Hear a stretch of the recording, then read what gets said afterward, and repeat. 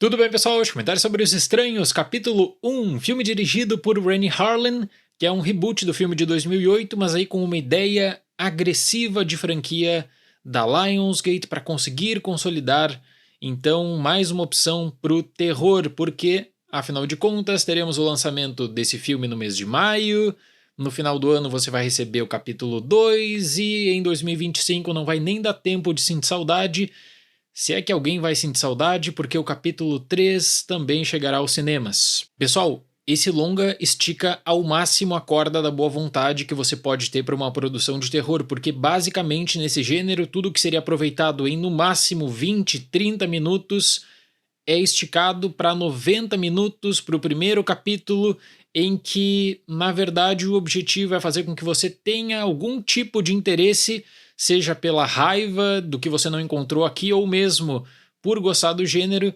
de ter algum tipo de resolução mínima. Então o foco mesmo é vender ingressos aí para a parte 2 e quem sabe editar alguma coisa para a parte 3.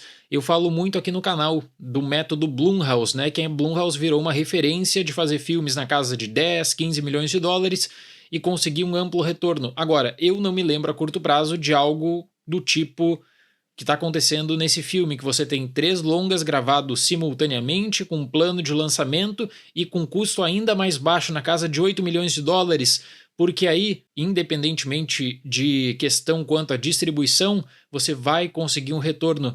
E o lançamento nesse filme nos Estados Unidos já mostrou que essa ideia, apesar de ser muito questionada, rendeu dinheiro para a produtora, é isso que basta, parece. Quando o próprio diretor dá entrevistas dizendo que ele ficou confuso de ter gravado 3 filmes ao mesmo tempo, que de manhã você tem um compromisso da parte 2, de tarde do capítulo 1 e aí de noite do capítulo 3, você imagina a confusão no set, e que fecha muito com aquela ideia de que muitas cenas são esticadas ao máximo para você conseguir criar relevância em 3 filmes.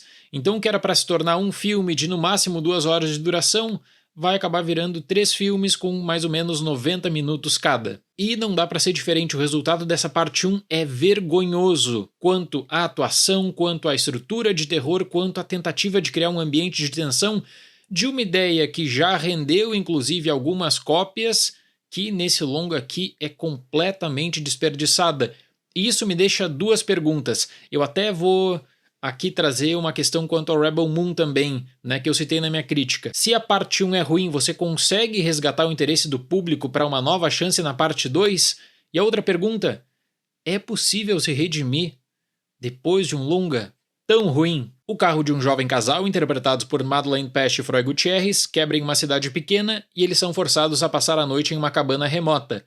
Mas o pânico toma conta do local quando eles são aterrorizados por 3 estranhos mascarados que atacam sem piedade e aparentemente sem motivo. O Renny Harlin tá completamente perdido, sem ideia alguma do que ele tá fazendo, porque por mais que na boa fé, que vai ser a base dessa crítica, você tente mesclar algumas ideias como tributos a filmes dos anos 80, simplesmente para o cenário de isolamento, isso não tem qualquer tipo de relevância, e aí sempre que possível ele vai alternar para o drone, vai alternar também para alguma tomada fechada dentro da cabana para gerar algum tipo de pânico. Os 2 protagonistas seguem a máxima do terror de tomar uma série de decisões estúpidas e absurdas a todo custo, o que não seria novidade, só que piora bastante quando não existe qualquer progressão no filme. As cenas que deveriam ser mais tensas, portanto, que deveriam render maior pânico, maior terror, elas acabam, talvez pela irritação, gerando aquela risada de descontentamento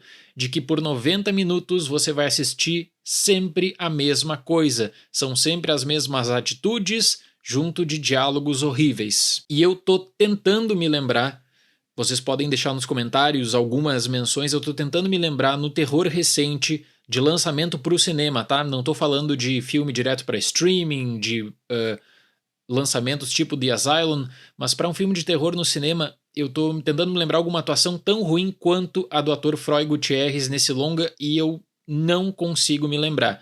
Primeiro, não existe química alguma do casal. O filme anterior, né, a base, o longa de 2008, tinha uma questão quanto a problemas entre os dois e nesse filme não existe nada disso. Então você é apresentado esse casal, eles estão alegres, o carro quebra e você acaba esperando pela aparição desses estranhos. Então, o ator Froy Gutierrez, ele não passa absolutamente nada quanto a terror, pânico, frustração ou medo. Aliás, esse filme parece um grande rascunho de uma produção amadora que teria base no longo original e que vai tentar achar qualquer tipo de lucro. Não seria novidade se fosse um filme da The Asylum, portanto. Eu li uma entrevista da atriz em que ela diz que o desespero faz com que as pessoas tomem atitudes bobas, tentando justificar algumas coisas que ocorrem nesse longa que, mais uma vez, abusam completamente da boa-fé. Chega num ponto que o filme ele começa a brincar com teletransporte, chega um ponto que o filme ele começa simplesmente a situar personagens em cantos, porque aí renderia maior pânico e facilitaria também o uso, nesse filme, o uso maldito do jumpscare. Uma das coisas mais interessantes de um filme desse tipo é de você lidar com a maldade sem explicação. Então, não existe explicação do porquê que aqueles estranhos estão atacando aquele casal. Só que aí, para o Renny Harlin, o que não precisava de explicação precisa ter uma contextualização. Então eles vão atrás do clichê daquela cidade com pessoas estranhas que acabam também torcendo o nariz e fazendo cara feia para jovens que acabam parando ali também, no caso, o carro quebrado. As saídas são as piores possíveis, não tem para onde correr, as atitudes são estúpidas e, além disso, de uma hora para outra, né, porque eles precisam lidar com o cenário de socorro, a telefonia já não funciona no local. Me surpreende que ainda para um filme desse tipo eles conseguiram assinar aparentemente bons contratos para product placements, então você vai ter algumas propagandas bem escancaradas. E uma outra coisa, você vai revisando uma situação, revisando interações e tudo sempre para no mesmo lugar. A progressão é nula. De verdade, eu não consigo tirar uma coisa boa desse filme. O cenário é precário, as atuações, especialmente do ator, são horríveis e você recebe um tapa na cara quando paga o ingresso e aí vem uma bonita mensagem no final que é do tipo assim: continua no próximo capítulo. Mas afinal de contas, que baixaria é essa? Isso aqui é uma série, é uma minissérie, é um filme?